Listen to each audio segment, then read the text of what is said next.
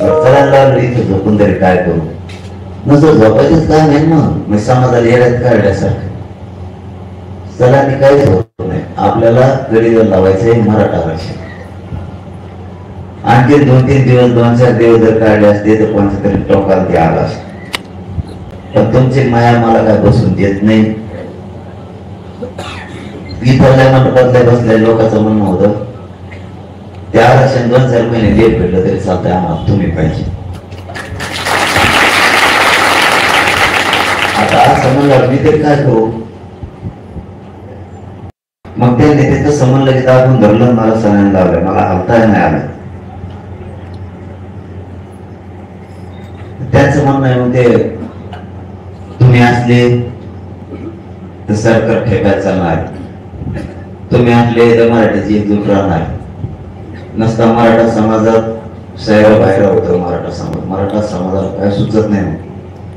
ते असे येण्यासारखे उद्यात नुसते रडत येत, सगळे एकजूट फुटून जाईल. तुम्ही पाहिजे, तुम्ही उपोषण करायचं नाही, माझा ते सोडा. कसं लढायचं सरकार संग काय करायचं तुम्ही आम्हाला पाडायचं सांगा. तुम्ही मानता त्याला आम्ही पाडतो. आमच्या बापाला जरी पाड म्हणले तरी आम्ही निवडणुकीत पाहिजे.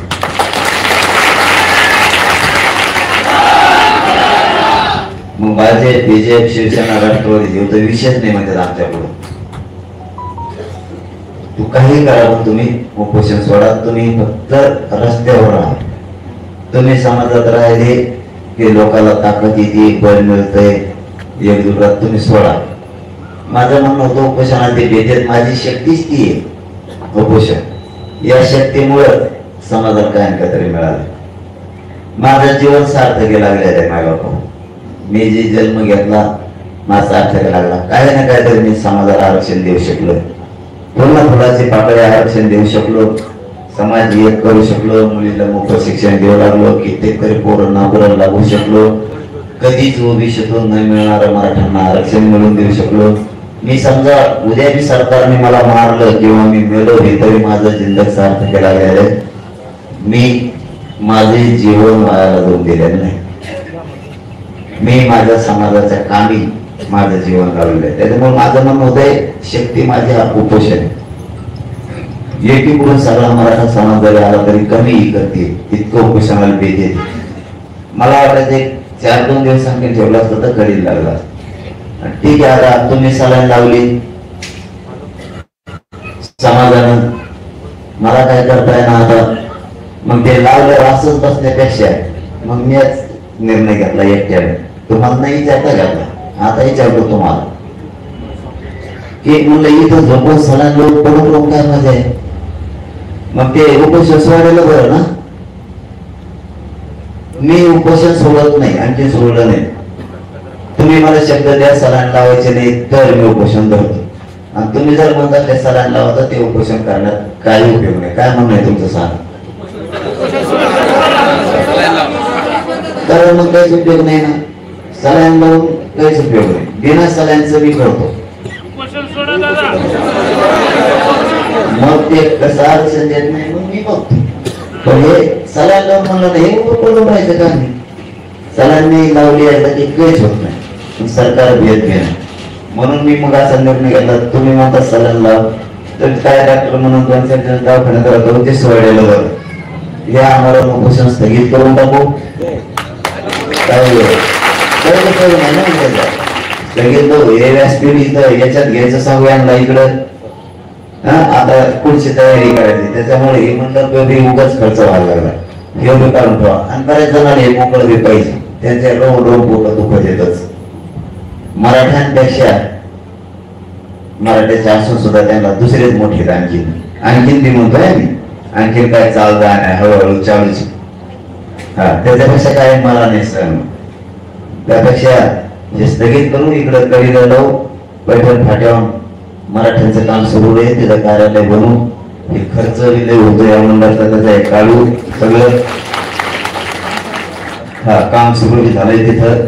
आणि यांचं खूपच विकासाला काढायला आहे. अनेक काय रखले कामान धामाचं.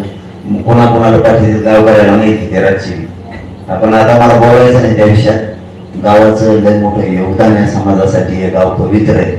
या गावानं खूप चीज घेतली, या गावानं रक्त सांडलेल्या मराठ्यासाठी म्हणून बोलायचं. काही 2-3 जणांना त्याची काय रक्त काही कळत नाही. यांना रक्त नाही, गाव नाही, जाम नाही, बहीण नाही, चुलती नाही, चुलत बहीण नाही, चुलत भाऊ नाही, काय नाही. नुसत्या कोरापती करायची. काय होईल कोरापती करून? तो तुला कोणाच निघून देऊन देत नाही. किती कोरापत कर, गावले ओळख सुद्धा नेऊन देत. नाटक करतो का नेत्याचं ऐकून? त्या नेत्याला माहित होता हल्ला होता. हल्ला होताना इथल्या सुद्धा त्या घनसांगी आज सांगतो नाही, मतदारसंघातल्या सुद्धा भाजपच्या नेत्याला हल्ला होताना माहित होतं. दाताला काढीत होता तेव्हा हरामखोरी.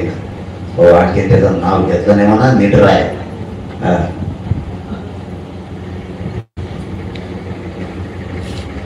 त्यामुळे ते स्थगित केलेलेच आपण त्यावेळेस. आता हे सोडून राहणार आहे, गाव सोडून नाही चाललो, परत गावात गैरसमज होईल माहिती तुमच्यात. तुम्हाला सोडित नाही मी, तुम्ही काळजी करू नका. संधी द्यायची म्हणून हे आपलं स्थगित करायला केलेलं आपण मागत घेतलं तसंच आणि तसंच हे सुरू राहणार फक्त त्याच्या सोडे यांचं हे मोकळं करून देऊ त्यांना. आपला म्हणतात काय आपला आपल्या जो आपण घेतल्याला गावकऱ्यांनी समाजाने एकत्र घेतल्याला ते पुढे टाकून देऊ. आपलं राहिलं सुरू. ज्या दिवशी पुढा उधळण कुठून बी पहिल्या अंतरवाडीतून सुरू होईल शब्द तुम्हाला. आरक्षण पहिला पुढा अंतरवाडीतच पडत महाराष्ट्रातून मग बाकीकडे पडत.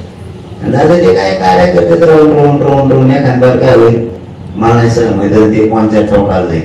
हा, ते कोणत्या टोकाला जाईल. कारण मी स्वाभिमानी. मला एखादं जरी म्हणलं ना आमचं गाव लय कटवलं तरी मी तसं तो गाव उठून चल बस तिकडं. हा, मी स्वाभिमानी, मी कोणत्या गावात बसू शकतो. मला काय माझ्या जातीसाठी काम करायचं. पण जाऊ दे आता, आपलं काय हरकत नाही. आपलं मग 300 वेळा एवढं सांगितलं सहज. आता काही नाही, ते झालं गेलं. आता ग्रामपंचायत आपल्या कोण झाली ते सगळं